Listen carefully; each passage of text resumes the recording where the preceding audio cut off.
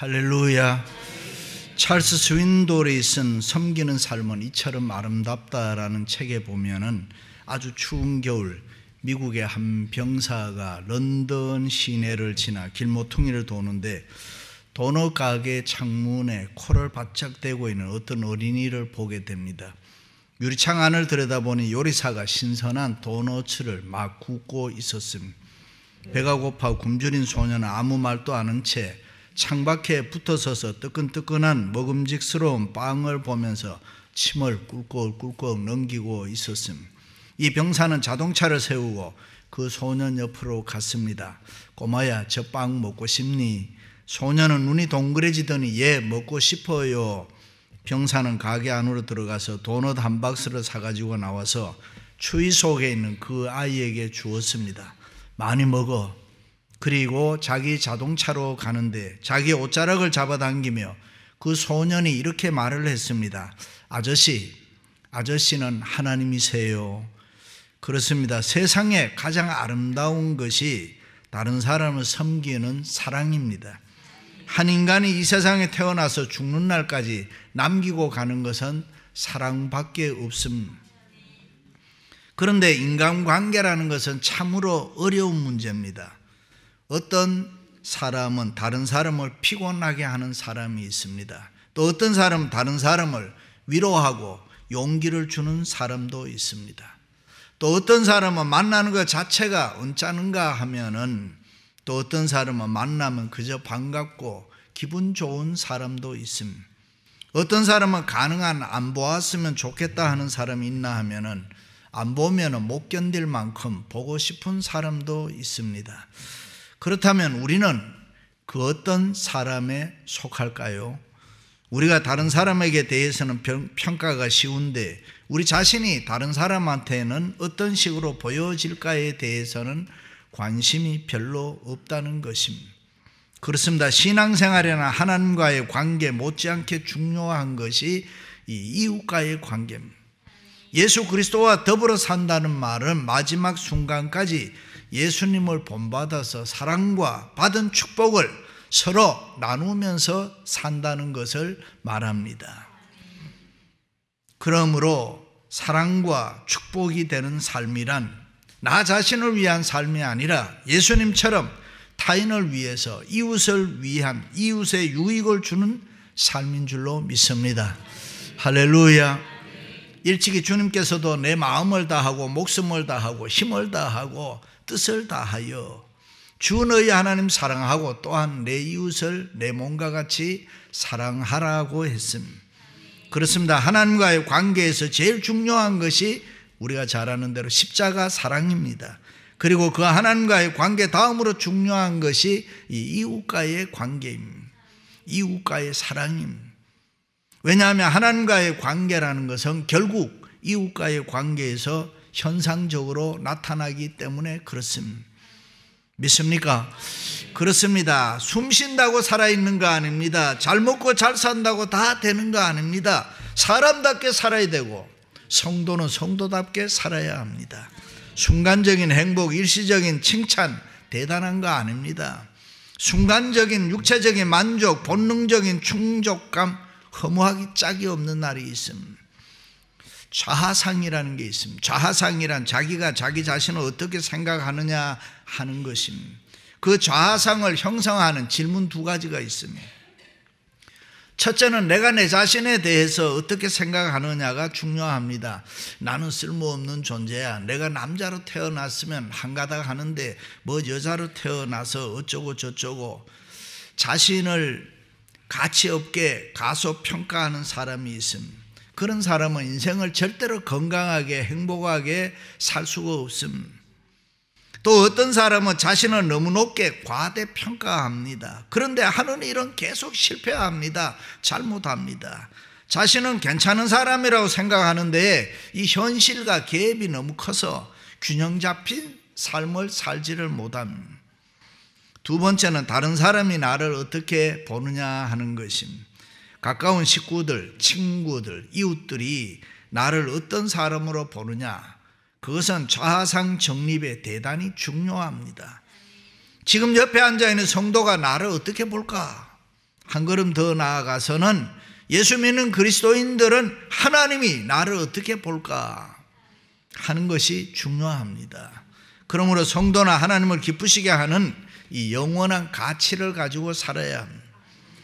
주님 기쁨이 되는 삶을 살아야 되고 주님께 보람된 삶을 살아야 되고 보람된 인생을 살아야 할 줄로 믿습니다.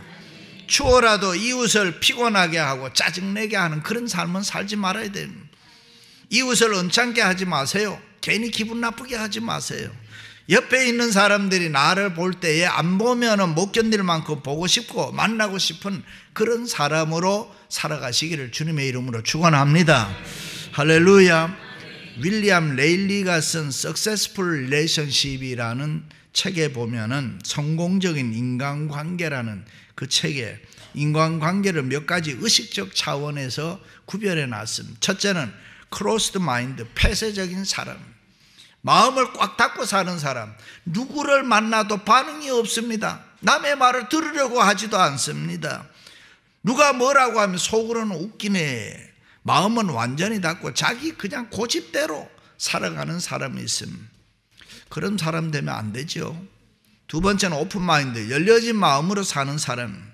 이런 사람은 남의 말을 잘 듣고 마음이 열려져 있는 것은 좋은데 그런데 따지기를 좋아합니다. 이유가 많습니다. 묻는 것이 많다 보면 상대방은 괴롭고 피곤합니다. 신방을 가서 좋은 집에 살면 이 집이 참 좋습니다 하면 되는데 꼭 이 집을 얼마에 샀습니까? 그걸 알아서 뭐 합니까? 아이고 집사님은 젊었는데 어떻게 저렇게 큰 아이가 있어? 몇 살에 낳았어? 재혼한 가정입니다. 어쩌란 말입니까? 세 번째는 belief, 신앙형입니다. 당신이 좋은 것은 나도 좋고 당신이 말하는 것은 모두 다 진실, 사실입니다. 그래서 나는 당신을 믿습니다. 당신이 그냥 좋습니다. 무슨 설명도 필요 없고 모든 것이 있는 그대로 다 좋다고 생각하며 사는 사람이 있습니다. 여러분은 어떤 유형에 들어간다고 생각합니까? 우리는 넓은 안목으로 이 세상을 좀 폭넓게 살아야 합니다. 때로는 힘든 일과 어려운 일이 있어도 서로 믿고 사랑하면서 그저 마음 편하게 살아가자 하는 것입니다. 우리가 서로를 위로하고 도와주면서 살자는 것입니다. 그렇으면 사람은 누구나 완전할 수가 없지요. 세상에 내 마음에 드는 사람들이 많겠어요? 차 떼고 포 떼고 뭐 떼고 남는 게 뭐가 있겠어요? 우리 서로 믿고 이해해 주면서 살도록 애를 써야 합니다. 마음에 안 드는 것을 놔두고 마음에 드는 것 보고 살면 됩니다. 예수 믿는 우리에게는 그런 여유가 좀 필요합니다. 어떤 젊은이는 결혼시켜달라고 죽어라 매달려 기도하는 분들이 있습니다. 그런데 결혼이 안 돼요. 그럼 어떻게 해야 되느냐? 결혼 기도는 적당히 하고 열심히 교회 봉사해야 됩니다.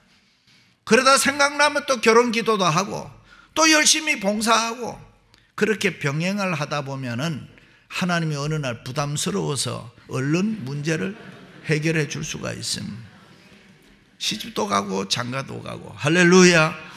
그렇습니다. 부름받은 주의 백성들이 함께 모인 이 거룩한 공동체 교회 안에서는 서로 위로하고 격려하고 사랑하고 유익을 주는 그런 삶을 살아야 되는 것입니다. 피천득시의 글에 보면은 무용과 무용수는 분리될 수 없다라는 말이 나옵니다. 그렇습니다. 설교자는 설교와 분리될 수가 없습니다. 성도는 말씀과 분리될 수가 없습니다. 성도와 사랑은 분리될 수가 없습니다.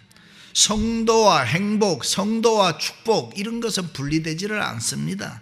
그렇습니다. 우리는 가진 자입니다. 우리는 축복받은 사람들입니다. 우리는 받아도 아주 많이 받은 사람입니다. 믿으시면 아멘. 그러므로 우리는 받은 은혜가 많은 사람이기 때문에 먼저 해야 됩니다. 기다리면 안 되는 것입니다. 먼저 도와줘야 되고 먼저 이해해야 되고 먼저 사랑해야 되고 먼저 용서해야 되고 먼저 화해해야 되고 할렐루야. 때로는 먼저 한다는 것이 자존심 상하고 손해나는 것 같고 힘들고 괴로울 때가 있습니다. 어떤 때는 뭐 내가 꼭 그렇게 해야 되나 부담스러울 때도 있습니다. 그러나 하나님을 기쁘시게 하고 교회가 필요로 하는 사람은 먼저 하는 사람, 그것은 예수님의 정신입니다. 예수님은 우리를 사랑하셔서 먼저 이 땅에 인카네이션 오셨다 그랬습니다. 그렇다면 당연히 우리는 하나님 형상으로 지음받은 자들인데, 예수 그리스도의 생명과 능력을 소유한 자들인데, 우리는 믿음을 가지고 주도적으로 세상을 변화시켜 나가야 할 줄로 믿습니다. 할렐루야. 내 가정이 나를 행복하게 못하면 내가 가정을 행복하게 만드는 거예요. 내 남편이 나를, 내 자식이 나를 행복하게 못하면은 내가 그들을 행복하게 만들면 되는 거라. 내가 이 교회에 다니는 것은 내가 이 교회에 등록했기 때문에 다니는 것, 그저 다니는 것이 아니라 하나님이 나를 이 교회에 보내셨다는 이 소명의식을 가지고 좋은 교회를 만들고 열심히 서로 사랑하며 봉사함으로 하나님께 영광을 돌려야 되는 것입니다. 믿습니까? 오늘 사도 바울이 에베소 교회 한 평신도인 오네시모로를 교회가 필요로 하는 사람이라고 칭찬하고 있습니다. 그럼 오네시모로는 어떤 사람입니까? 첫째는 만나면 격려해 주는 사람. 그가 나를 자주 격려해 주고 그래. 바울이 오네시모로를 칭찬하고 축복할 때 먼저 그가 나를 자주 격려해 주었다. 헬라어 원문에 보면 활력을 불어넣어 주었다, 생기를 주었다, 싱싱하게 해 주었다, 기분 좋게 해 주었다, 뭐 그런 말입니다. 현대 성경에는 그래서 용기를 북돋워 주는 사람이라 그렇게 번역을 했습니다. 지금 바울은 쇠고랑을 차고 차디찬 로마 감옥에 있습니다. 저는 이 로마 감옥을 바울이 있던 데를 가봤습니다. 그런데 오네시모로가 찾아와서 지금 위로하고 격려해 주었습니다. 죽음을 기다리고 있는 자유가 없는 감옥에 자주 찾아와서 힘을 내세요, 용기를 내세요, 일어나세요. 바울을 위로하고 격려해 주었다. 할렐루야. 그렇습니다. 오늘날 또 교회가 필요로 하는 사람은 다른 사람 위로해 주고 격려해 주는 사람입니다. 우리는 행여라도 다른 사람 마음에 상하게 하는 거치는 자가 되면 안 되는 것입니다. 다른 사람 기분 나쁘게 하면 안 된다 그 말입니다. 일찍이 바울은 유대인에게나 헬라인에게나 하나님의 교회에 거치는 자가 되지 말고 나와 같이 모든 일에 모든 사람을 기쁘게 하여 자신의 유익을 구하지 아니하고 많은 사람의 유익을 구하여 그들로 구원을 얻게 하라. 할렐루야. 여기 거치는 자가 되지 말라는 말은 다른 사람에게 불쾌감 주거나 마음을 상하게 하지 마라. 서로 위로하고 격려하여 그들로 하여금 구원을 얻게 하라. 아하, 이런 사람도 있구나. 그렇게 되는 거지. 우리는 다 조국을 떠나서 이민자로 이곳에 와 사는데 이민 생활이 얼마나 힘들고 외롭고 어렵습니다.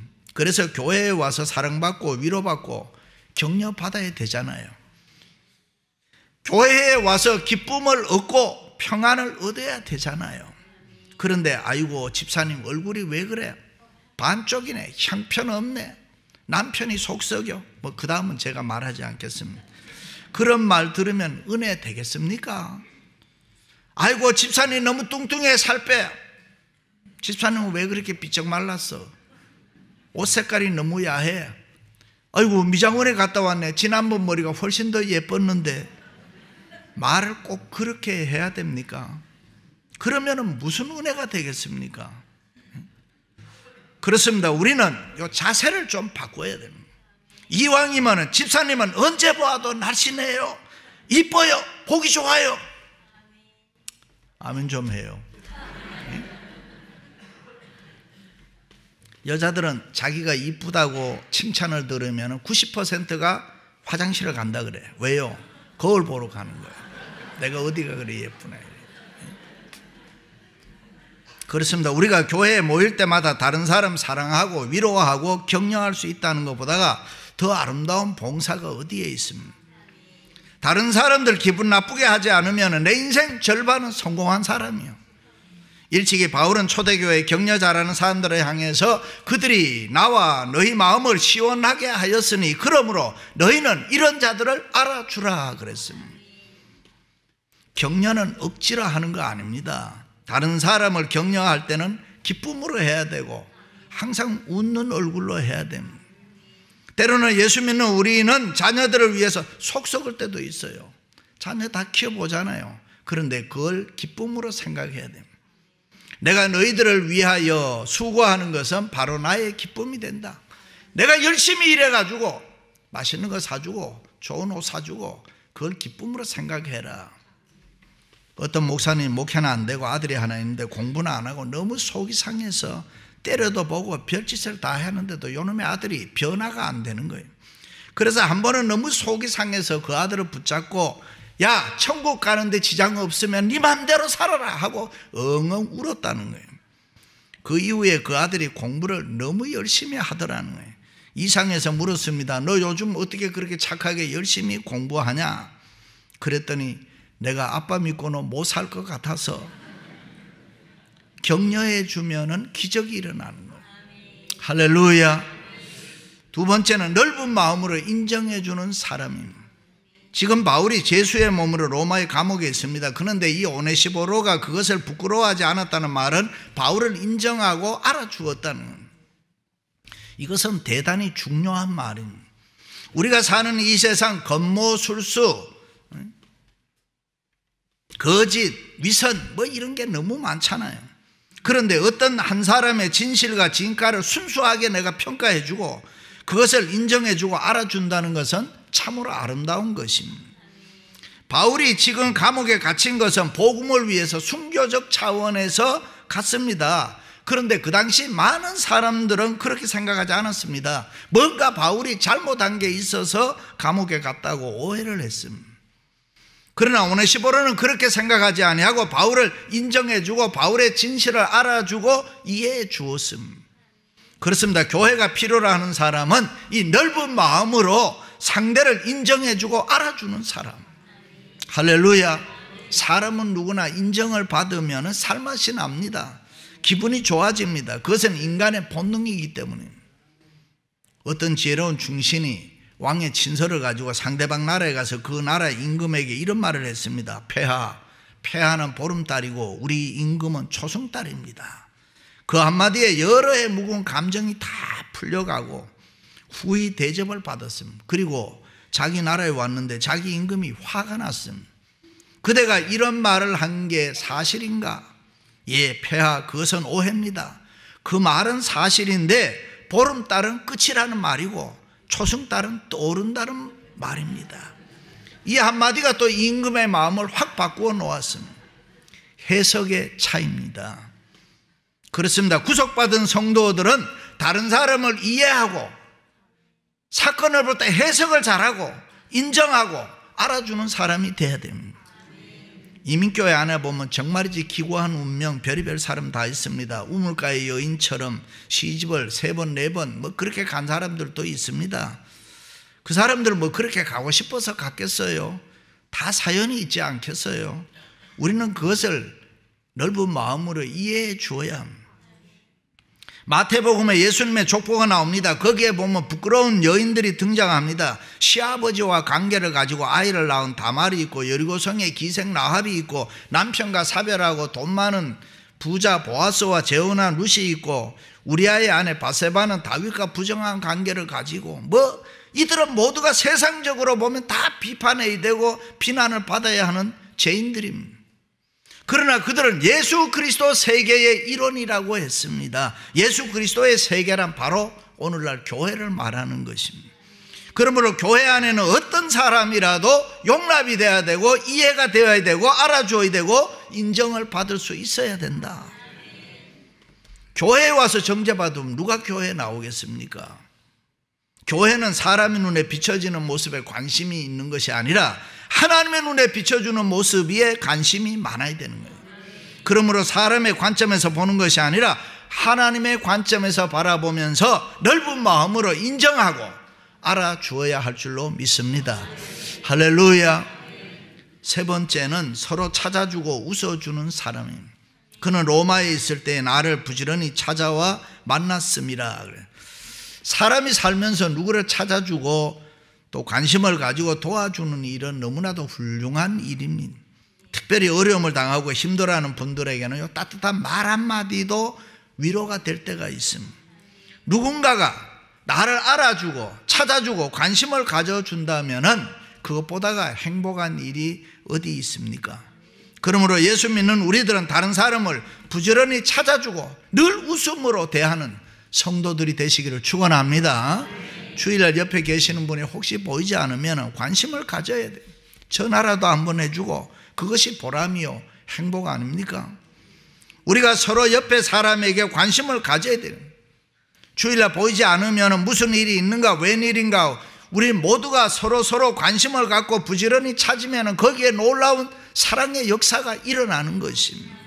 그리고 우리가 서로 만나면 따뜻하게 손잡아주고 미소라도 한번 웃어주고 옆에 사람을 기분 좋게 해주는 거예요. 옆에 사람 보고 미소 지어봐요. 미소 한번 미소 지어봐요. 이거 미소도 자꾸 해봐야 돼. 그냥 하면 덤덤해 안 되니 자꾸 웃어주고 이래. 내가 하라 그래도 뭐 왜 그래요? 나하고 뭐 해보자 그래. 뭐 감정이 있어. 여러분 좀 많이 웃으세요. 성녀 테레사는 수도원에서 수녀들을 선발할 때 잘 웃는 사람 뽑았다 그래요. 모름지기 잘 웃는 사람이 좋은 사람이잖아요. 의심과 불신을 제거한단 말이죠. 웃는데 어떻게 미워합니까? 웃으면 건강을 찾아주고 웃으면 질병을 치료하고 엔돌핀, 다이돌핀을 막 생성해서 박테리아, 암세포, 바이러스를 막 죽인단 말이죠. 그러니까 건강하게 살 수밖에 없는 거예요. 믿습니까? 그래서 많이 웃어야 돼요. 특히 여자분들은 좀 많이 웃으세요. 그래야 분위기가 싹 좋아집니다. 여자들이 웃지 않고 입 다물고 있으면 무섭습니다. 웃으면 분위기를 확 바꾸는 거예요. 웃으면 생명이 있단 말이죠. 노만 카진즈는 질병의 분석이라는 책에서 보면 10분 동안 내가 마음껏 웃으면 마취와 똑같은 현상이 일어나는데 적어도 2시간은 통증을 모른다는 거예요. 빅터 프랭클린의 수용소에서 죽어가는 사람에게도 필요한 것이 하나 있다 했는데 미소라고 했습니다. 그것은 하나님이 원하는 거라고 했습니다. 센트베리의 미소라는 작품에 보면 프랑스의 작가가 독일군을 향해서 미워하고 증오하는 것이 아니라 미소를 보냄으로 죽지 않고 살아납니다. 그렇습니다. 서로를 향해서 미소를 보내고 관심을 가지고 힘내세요. 하나님 함께 하십니다. 예수 잘 믿읍시다. 할렐루야. 위로의 말, 격려의 말 그런 걸 해주세요. 주님이 필요로 하고 교회가 필요로 하는 사람은 바로 그런 사람입니다. 믿으시면 아멘. 사랑하는 성도 여러분, 다른 사람을 격려해주고 인정해주고 찾아주고 웃어주는 교회가 필요로 하는 사람들이 되시기를 주님의 이름으로 축원합니다.